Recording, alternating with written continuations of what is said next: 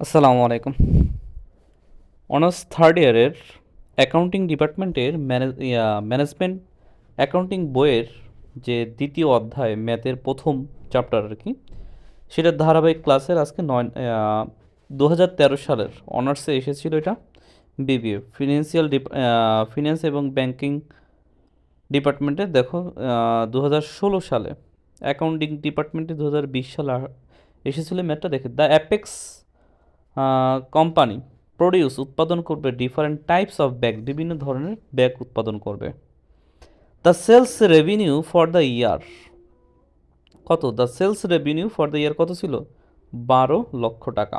The cost related different information during the year were as follow. আচ্ছা, এখন আমাদের দেওয়া আছে কি, র মেটেরিয়ালস পার্সেস দেওয়া আছে, ফ্রাইটিন দেওয়া আছে, ওপেনিং ওয়ার্ক ইন প্রসেস দেওয়া আছে, ওপেনিং ফিনিশ গুডস আছে, ওপেনিং র মেটেরিয়ালস আছে, ক্লোজিং ওয়ার্ক ইন প্রসেস আছে, ক্লোজিং র মেটেরিয়ালস আছে, ক্লোজিং ইন ফিনিশ গুডস আছে, প্রোডাক্টিভ ওয়েজ আছে, চেঞ্জেবল এক্সপেন্স আছে, ফ্যাক্টরি ওভারহেড আছে। তাই তো আমাদের প্রশ্নে কি করতে বলছে সেটা আগে দেখি। আমাদের আরও কিছু তথ্য ছিল আর কি, যেমন সেলিং এক্সপেন্স 40,000 টাকা ছিল, জেনারেল অ্যান্ড অ্যাডমিনিস্ট্রেটিভ এক্সপেন্স ছিল 10,000 টাকা, সেলস অফ স্ক্র্যাপ ছিল 5,000 টাকা। এই অঙ্কটার মধ্যে মোটামুটি সকল ধরনের তথ্য দেওয়া আছে। যেমন কি কি আমরা আগে পাইতাম না, খুব কম পাওয়া যায়। যেমন কি বলেন, এটা তো পাওয়া যায়, এইটা পাওয়া খুব কম যায়। আর এর মধ্যে চেঞ্জেবল এক্সপেন্স এটাও খুব কম পাওয়া যায়। তারপরে কি নতুন তথ্য আরেকটা জিনিস, যেমন এই জিনিসটা কম পাওয়া যায়।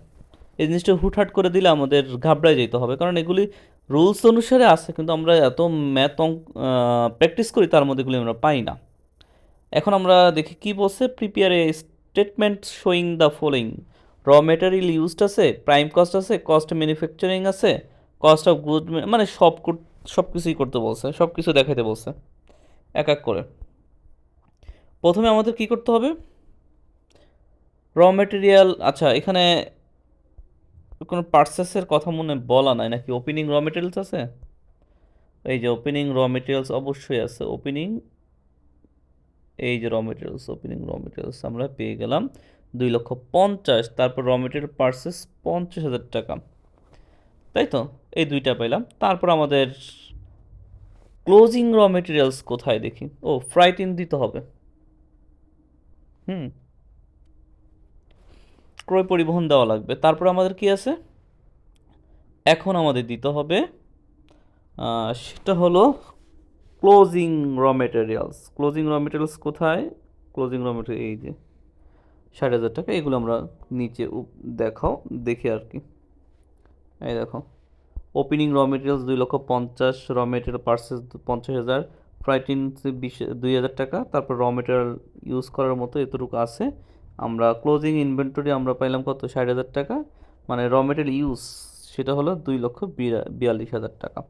এখন আমাদের শেষ, এখন আমাদের কি প্রাইম কস্ট বের করতে হবে, তাই তো?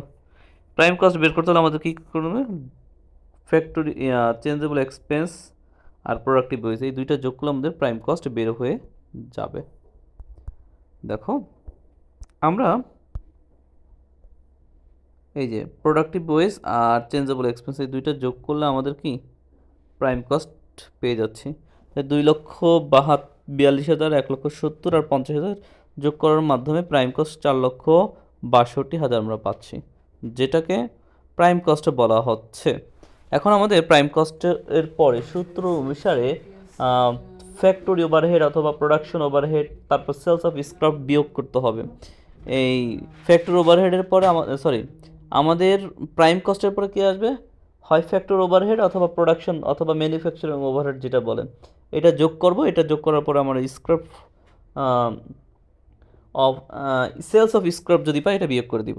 আচ্ছা, তাহলে আমরা দেখি কি করতে হবে। ফ্যাক্টরি ওভারহেড, তারপরে প্রোডাকশন ওভারহেড আছে কিনা দেখো তো, প্রোডাকশন ওভারহেড নাই। তাহলে আমাদের শুধু ফ্যাক্টরি ওভারহেড, তারপরে আর এটা সেলস সেলস অফ স্ক্র্যাপ এটা আছে, এটা বিয়োগ যাবে। এটা কি যাবে? বিয়োগ যাবে। তাহলে আমরা কি করব এখন, আমরা এখন প্রাইম কস্টের পরে ফ্যাক্টরি ওভারহেড যোগ করব, তাই তো? এখানে একটা এই জিনিস যায় না, এখানে এইখানে দিয়েছে সেলস অফ স্ক্র্যাপ, এইখানে দিয়েছে না, আমরা এইখানে দিয়ে দিব ফ্যাক্টরি ওভারহেডের পরে দিয়ে দিব বিয়োগ করে। তারপর কি করতে হবে আমাদের?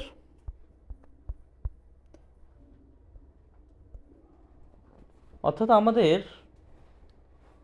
ওয়ার্ক কস্ট অথবা ফ্যাক্টরি ওভারহেড কস্ট আমাদের শেষ। এখন ওপেনিং প্রসেস, প্রোগ্রেস, তারপরে ফিনিশ গুডস, এটা নিয়ে আসতে হবে।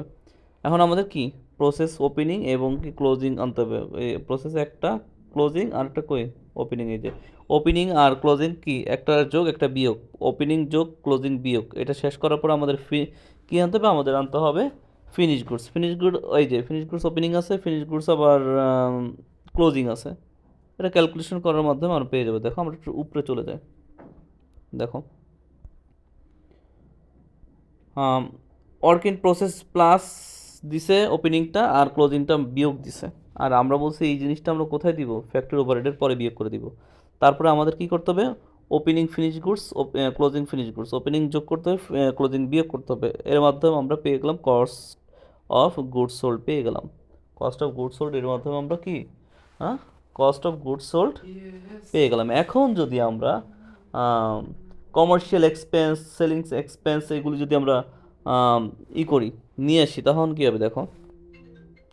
সেলিং এক্সপেন্স এবং অ্যাডমিনিস্ট্রেটিভ এক্সপেন্স দুইটা কী করবো আমরা? দুইটা যোগ করে দিলাম, এই যে চলে আসলো। হুম।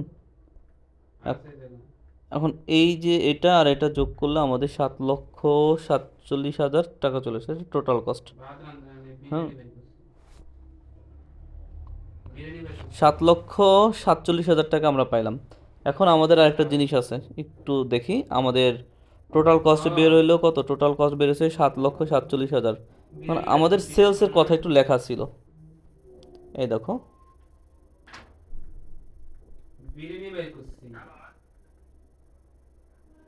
সেলসের কথা লেখা ছিল, এই যে 12 লক্ষ, 12 লক্ষ। এই যে সেলস যদি 12 লক্ষ হয়, তাহলে দেখো কস্ট থেকে মানে সেলস থেকে আমরা কস্ট বাদ দিই, তাহলে আমরা প্রফিট পেয়ে যাচ্ছি। এভাবে আমাদের অঙ্কটা কি ইজিলি আমরা শেষ করতে পারবো। আশা করি তোমরা বুঝতে পারবা।